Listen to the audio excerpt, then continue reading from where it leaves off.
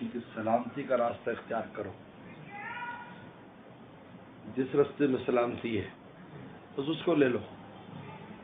اگر سلامتی اس میں ہے کہ آپ چھپ کے بیٹھ جاؤ تو وہ ٹھیک ہے. اگر سلامتی ہے کہ عمل کرو تو عمل میں لگ جاؤ. کسی بھی تنازع میں نہ گھسو. اپنی جو صلاحیتیں ہیں ان کو ضائع نہ کرو، کیونکہ صلاحیتیں ضائع ہو جاتی ہیں. دیکھیں جو زمین میں آپ کھیتی لگاتے ہو، اگر اس کھیتی پر آپ نے کھیتی لگا کر ہل چلا دیا، پھر اس نے کھیتی لگا آپ نے ہل چلا دیا، آپ بتاؤ اس زمین کی جو صلاحیت وہ باہر آئے گی؟ کبھی بھی نہیں. یہ انسان اللہ نے زمین بنائی ہے، اس میں خصوصاً ہمیں دل دیا ہے، اور دل میں اتنی طاقت اس دل میں رکھی ہے کہ پیغمبر سلام نے صلاح اور فساد کا مدار اس دل کو قرار دے دیا. اور اللہ من اتی اللہ بقلب سلیم، جو سلامتی والا دل لے کے آئے گا وہی کامیاب ہے. وہ کیوں کہا؟ اس لیے کہ سلامتی ہوگی تو آپ کے اندر جو اللہ نے صلاحیت رکھی ہے وہ باہر نکلے گی. ہر آدمی میں صلاحیت ہے. ایک ایک انسان میں ایسی ایسی صلاحیت ہے کہ پوری کائنات پر چھا سکتا ہے، لیکن ہماری صلاحیتیں ظاہر نہیں ہو پاتی اور قبر میں چلے جاتے. وہاں جا کے وہ چاہے گا یار میں تو یہ بھی کر سکتا تھا، وہ بھی کر سکتا.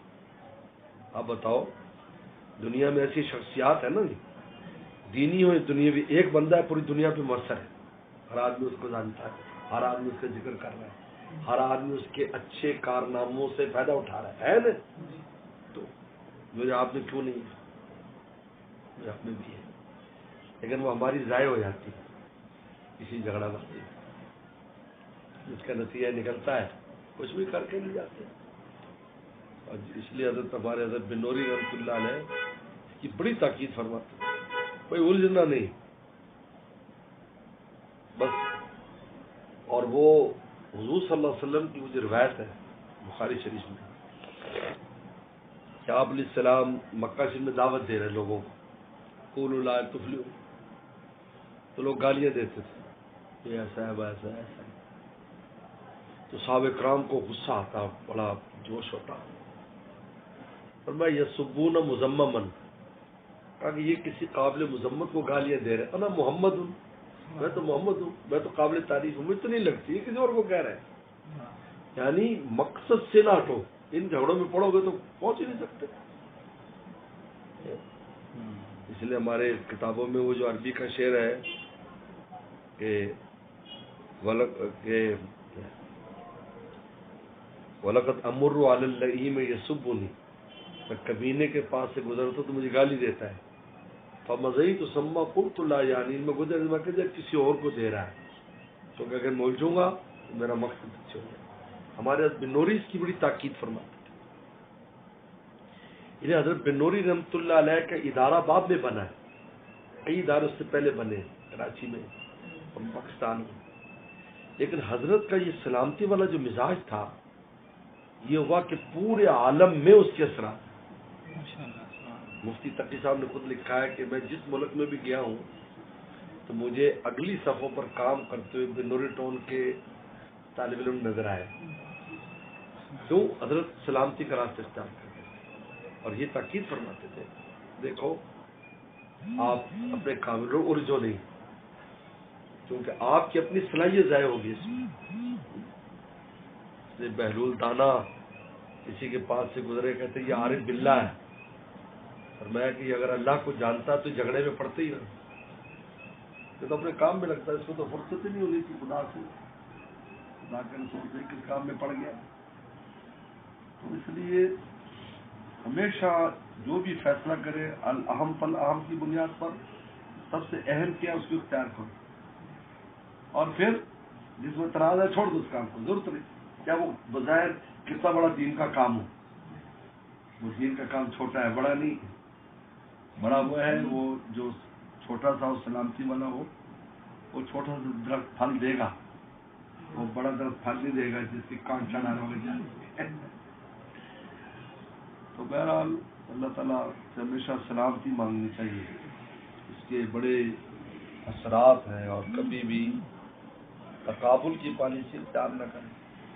رضا الہی سامنے رکھے. حضرت تھانوی رحمۃ اللہ علیہ تھانہ بھون میں کسی نے وہ کھول دیا, مدرسہ کھول دیا. حالانکہ حضرت کی تھانہ بھون میں چھوٹی سی بستی, جب وہاں پر انہوں نے مدرسہ کھول دیا تو حضرت تھانوی کے خلاف لکھے, اپنے طلبہ اور اساتذہ سے کہا کہ الحمدللہ میرے اس کام میں تعاون کے لیے ایک مولوی صاحب نے مدرسہ کھول دیا.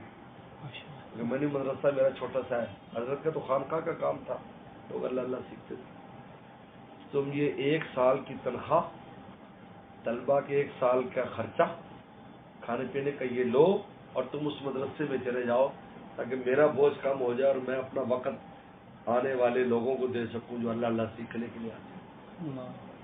سارے طلبہ اساتذہ وہاں چلے گئے تو مدرسے, تو محتم صاحب نے سر پکڑ لیا اور اس کو احساس ہوا کہ بھائی میرے کھولنے میں اخلاص سے نیت نہیں تھی, میں ان کا مدرسہ تو میں بھی کھول لوں. واپس آ کے حضرت معافی مانگے, فرمایا کہ حضرت مجھے معاف کر دیں, مجھ سے غلطی ہوئی. تو میں کوئی بات نہیں بھائی, تو میرے معاون بن گئے. اچھا یہ وہاں چلے گیا, میرے یہ کام بہت کم ہو گیا اور بہت کام ہے مجھے, لکھنے پڑھنے کا کام یہ کام ہے. لیکن انہوں نے کہا جی میں پھر یہ مدرسہ آپ کہیں اور, لیکن ہمیشہ کے اس کو سبق دیں. آج کہتے جی اس نے کیا تو ہم بھی کریں گے. میرے پاس لوگ آتے ہیں, یہ فلاں نے جلسہ کیا ہے جی وہاں, چاہے وہ دوسرے ہوں, انہوں نے جلسہ کیا ہے, ہم نے بھی کرانا ہے اور آپ کا ٹائم لینا ہے. ان کا آپ کو کبھی ٹائم نہیں ملے گا, چلے جاؤ. کہتا کیوں؟ میں کہ یہ اخلاص سے نہیں ہو رہا, تقابل سے ہو رہا ہے. کہ میں کبھی تمہیں ٹائم نہیں دوں گا. تو اس اخلاص سے آؤ کہ جی لوگوں کی اصلاح ہو, لوگوں کو فائدہ ہو. حضرت اس لیے ہم جلسہ رکھیں. جب یہ بات تمہاری زبان پر ہوگی پھر ٹائم دوں گا. میرا وقت ضائع نہ کرو. میں اس کو ضائع وقت سمجھوں گا. میں جاؤں گا, آؤں گا بیان, مجھے پتا ہے اس بیان میں آپ میں اخلاص نہیں ہے. جب میزبان میں اخلاص نہیں تو مہمان کیا کرے گا؟ میری اصول ہے, ہم نے بڑوں کی صحبت میں بیٹھ کر سیکھا. تو اللہ کوئی کام نہ کرے, کام کرو اللہ کے لیے کرو, بس چھوٹا سی کافی ہے, چھوٹا سا کافی. بڑے بڑے جلسوں میں نام و نمود ہو نہیں, ضرورت نہیں ہے نام و نمود کی. اس لیے جلسہ کرنا ہے جی یہ بڑا نام ہو, جی دیکھو اتنے بڑے بڑے لوگ آئے, بلکہ وہ کبھی 10 بڑے بڑے بزرگ لکھ دیے جاتے ہیں, ہم بھی شمار کر لیتے, تو میں ٹائم نہیں دیتا. میں کہ مجھے ایک واقعہ یاد آتا کہ ہمارے والد رحمۃ اللہ علیہ کے دور میں ایک مدرسہ کھلا. اس مدرسے میں اس زمانے کے سب چوٹی کے بزرگ بلائے گئے, سب بزرگ بلائے گئے. اس زمانے کے بڑے بڑے 5-6 بڑے بڑے بزرگ آئے جنہوں نے سنگ بنیاد رکھی.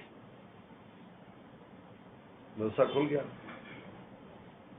2-3 مہینے کے بعد بند ہو گیا کھل کے. کہتا ہاں وہ ہوئی. حضرت والد رحمۃ اللہ علیہ کے پاس لوگ آئے کہ حضرت, میں خود بیٹھا تھا وہاں, اگر اتنے بڑے بڑے اکابر آئے, بزرگ آئے, لیکن مدرسہ تو 2 مہینے بھی نہیں چلا. تو ہنس کے فرمایا کہ جب زیادہ بارش ہو جائے تو سیلاب آ جاتا ہے, وہ اگلی چیز میں بہ جاتی ہے. اللہ, تو میں اتنے بزرگ بلایا تو سیلاب آ گیا. تو میں ایک قصہ سنا دیتا ہوں جو کہ جی بھائی ہم نے 8-10 بزرگ بلائے, آپ بھی اس میں آئے. میں کہ سیلاب کے لیے ہم نے نہیں آیا, تھوڑی سی بارش ہو جو کھیتی کے لیے کافی ہے وہ زیادہ بہتر ہے. ہمارے حضرت والا رحمۃ اللہ بڑے بڑے جلسوں میں شرکت نہیں فرماتے تھے اسی وجہ سے. کہتے مقصد اغراض اور ہیں بڑا. تو اس لیے ہمارے والد رحمۃ اللہ علیہ نے 50 سال بہاول نگر میں وقت گزارا, ایک ایسی جگہ پر نہ زبان جانتے ہیں, نہ قوم ہے, نہ قبیلہ ہے. ایک ہی بات فرماتے تھے, اور میں اخلاص کی بنیاد پر. ہمیں فرمایا اخلاص ایٹم بم ہے, بس اگر اخلاص ہے تو پوری دنیا کے لیے ایک آدمی کافی ہے. حضرت مولانا الیاس رحمۃ اللہ علیہ ایک آدمی تھے, پورے عالم میں اس کے اثرات. حضرت نانوتوی, حضرت رحمۃ اللہ علیہ, حضرت گنگوئی, حضرت تھانوی رحمۃ, ایک آدمی تھا. کون سی جگہ ہے جہاں قرآن مجید کے بعد سب سے زیادہ بجتی زیور چھپنے والی کتاب؟ شیخ زکریا ایک آدمی تھے, پورے عالم میں قرآن مجید میں سب سے پڑھی جانے والی فضائل صدقات اور فضائل کی کتاب لکھی. ایک آدمی. اخلاص, خیر اللہ کے لیے کام نہیں کرتے تھے لوگ, لوگوں کو خوش کرنے کے لیے کریں, واہ واہ کے لیے کریں. والد صاحب ہمیشہ میں تقریباً دیکھو اس اجنبی جگہ پر میں نے 50 سال گزارے, اور ایسے گزارے کہ ہر گھر والا کہتا ہمارے ہیں. یعنی اب ہم اس وقت بہاول نگر کے ہر خاندان کے ہم بڑے ہیں, وہ شادی بیاہ کے فیصلے کر دے اب ہمیں شریک نہ کریں, کہ جی مولانا صاحب کے پاس چلتے ہیں. یعنی ہمارے خانقاہ میں تاریخیں طے کی جاتی ہیں, یہ لڑکی والے لڑکے والے تاریخیں طے کرنی ہے حضرت, اور وہاں بعض قوموں میں رواج ہے وہ لکھ کر تحریر دیتے ہیں, پڑھی جاتی ہے, اور کہا کہ حضرت آپ اپنے ہاتھ سے یہ لڑکے والوں کو دے دو, یہ لڑکی والوں کو دے دے, وہاں مٹھائی ہو جاتی ہے اور یہ ہو جاتا ہے. حضرت کے پاس چلتے ہیں. یہ کیا تھا, ان کا اخلاص تھا, لوگوں کے قلوب میں ایسی محبت کا. ہم خاندانوں کے بڑے, کوئی تنازع جگہ ہمارے پاس آئے نہیں, حضرت جو فیصلہ کر دے ہمیں منظور ہے. یہ والد صاحب کے دور. تو اس لیے اخلاص کے ساتھ کام کریں اور تنازعات میں نہ پڑیں, بس سلامتی کے راستے سے چلیں. دل کو بھی سلامتی رکھیں, اس میں کسی کے بارے میں برائی اور گند نہ آنے دیں, کوئی ضرورت نہیں ہے. کوئی یوں ہے گندا دل گندا نہ کریں. اتنی قیمتی زمین اس کو اس طرح گندا کرنا سمجھ میں نہیں آتا. یہ تو اللہ تعالیٰ کے قرب اور محبت کی تجلیات کا مرکز ہے. تجلی کہاں اترے گی بتائے؟ یہاں اترتی اللہ کا نور یہاں, کلمہ یہاں ہے, قرآن یہاں. قرآن کے بارے خود قرآن نے کہا اگر اس کو پہاڑ پر نازل کر دے تو ریزہ ہو جائے. مومن کے دل میں قرآن ہے نا, یہ تو اس کا آلہ ہے. عقل بھی یہاں ہے, یہ آلہ ہے. کہتے یہ دماغ آلہ ہے اس کا, جیسے آنکھ کا جو ڈیلا ہے نا, یہ آلہ ہے اس آنکھ کے نور کا جو اصل پیچھے سے آ رہا ہے, ورنہ اندھے کی بھی تو آنکھ ہوتی ہے, دیکھ نہیں سکتا. یہ آلہ ہے. یہ ہاتھ آلہ ہے اس احساس کا جو اس کے اندر ہے. فالج زدہ کا ہاتھ ہوتا ہے لیکن احساس نہیں. ہاتھ تو ہے, یہ ہاتھ نہیں ہے, ہاتھ اس کے اندر ہے. یہ اس کا آلہ ہے جس سے ہم احساس کرتے ہیں گرم سرد. یہ آنکھ آلہ ہے, اصل آنکھ وہ ہے جو پیچھے سے نور ہے. نہ آلہ خراب ہو جائے نور باقی ہو تو دوسری آنکھ لگا دیتے کام کرتے انسان کی. دل اصل ہے, یہ دماغ اس کا آلہ ہے. دل کی زمین ہی خراب ہے. اللہ کی تجلیات حضور صلی اللہ علیہ وسلم کے عشق و محبت اس کا دماغ یہاں ہے. تقویٰ ہاں ہونا فرمایا, تقویٰ بھی یہاں ہے. دل کی بہت حفاظت کرنی چاہیے, اس کو گندا نہیں ہونے دینا چاہیے. فوراً اگر ہو بھی جائے توبہ استغفار کر کے صاف کر دے. اگر کوئی برا بھلا کہتے ہیں اس کے لیے دعا کر دے, بس اللہ بھی ہم ہدایت دے, اس کی شرطیں مجھے چاپا ختم کر, اللہ کھاتے میں ڈال کے فارغ ہو جائے, بس کام ختم ہو گیا. لیکن اس کو خالی رکھو اوپر سے آنے والے مال کے لیے. میں اکثر مثال دیتا ہوں, یعنی جو اللہ کے دوست ہیں ان کا دل اوپر ہوتا ہے, ایسے اوپر سے آتا رہتا ہے,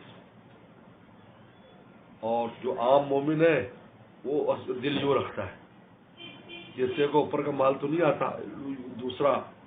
اور جو منافق ہے اس کا دل بالکل الٹا ہوتا ہے, اس میں کوئی چیز نہیں آتی, کوئی چیز ٹھہرتی, اس میں تو کچھ نہ کچھ ٹھہری ہوئی, اس میں کچھ بھی نہیں ٹھہرتا, بالکل دل الٹ جاتا ہے اس کا. اور اللہ کے پیاروں کا دل ایسے ہوتا ہے اوپر سے. اسی کا نام کشف ہے. کشف کیا چیز ہے؟ شیشہ ہوگا نا تو چھت نظر آئے گی, یہ کشف ہے. اوپر کو فیصلہ ہے, دل اوپر ہے نا, اس میں اس کا عکس آ جائے گا, یار یہ ہونے والا, یہ کشف کی حقیقت ہے. یہ کشف کی حقیقت. لیکن دل ہمارا اوپر ہوتا ہے نہیں, ادھر ادھر جاؤ ادھر ادھر بھاگتا پڑتا ہے, کیسے ہوگا؟ اس لیے دل کی بہت ہے. ہمارے حضرت والا فرماتے تھے کہ اللہ کے جو ولی ہے ان کی بڑی بات یہ ہوتی کہ اپنی دل کی حفاظت کر. ویسے بیٹھے لیکن دل دیکھ رہے یار کہیں گندا وندہ تو نہیں ہو رہا ہے. یہ قلب سلیم ہی ہے نا, کسی بارے میں برائی یا وہ بس نہ کسی کی ایسی محبت مفرت کی تشویش ہے, نہ کسی کی دشمنی کی تشویش ہے, خالی رکھتے ہیں. اس لیے حضرت فرماتے تھے, حضرت جو ہے حضرت رحمان صاحب گنج مراد آبادی رحمۃ اللہ علیہ, ان کے آنے کا لگا رہتا ہے دھیان, ہر وقت دھیان رہتا ہے, ان کے آنے کا لگا رہتا ہے دھیان. بیٹھے بٹھلائے اٹھا کرتے ہیں ہم, ان کا دھیان جیسی قلب میں ایسی چیز آتی اور کام میں لگ جاتا. ان کے آنے کا لگا رہتا ہے دھیان, بیٹھے بٹھلائے اٹھا کرتے ہیں. اللہ ہم سب کی حفاظت فرمائے، دل کی بہت حفاظت کرے، بہت اس کو گندا نہ ہونے دے، اس سے بڑا کوئی خسارہ نہیں ہے، بڑا کوئی خسارہ نہیں۔ توبہ استغفار کرے، کلمہ طیبہ استغفار اس کو صاف کرتا ہے، اسے کل نکالے، اور کسی کی بھی دشمنی یا دوستی کہ دل کو تشویش میں نہ آنے دے۔ اصل تشویش اللہ تعالیٰ ناراض ہوتے ہیں یا رسول اللہ، یہ اصل ہے تشویش، یہ کیا تشویش؟ باقی تو معاملات صبح کچھ ہے شام کچھ ہے۔